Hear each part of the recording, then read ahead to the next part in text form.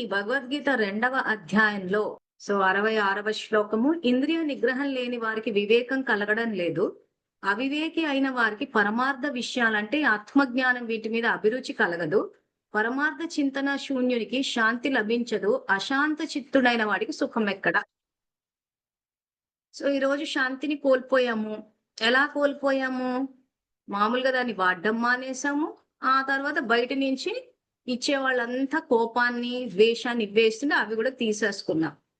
కాబట్టి ఇప్పుడు ఇంద్రియ నిగ్రహ వివేకం అంటే అది కంట్రోల్ లేకపోవడం వల్ల బుద్ధి వాడటం లేదు.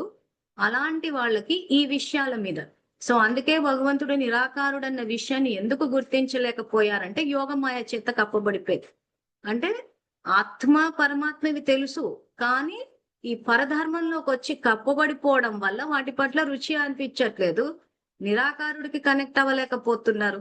అందుకే నేను ఎవరికి గోచరింపకున్నాను, యోగమాయలో ఉన్నారు అంటారు. ఇంకొంతమంది ఇంకా మహామాయలోనే ఉన్నారు. మనం మన జీవితాన్ని బాగు చేసుకుంటామా, ఉన్నతి వైపు తీసుకెళ్తామా, పతనం వైపు చేసుకుంటామా అన్నది మన విజ్ఞతే.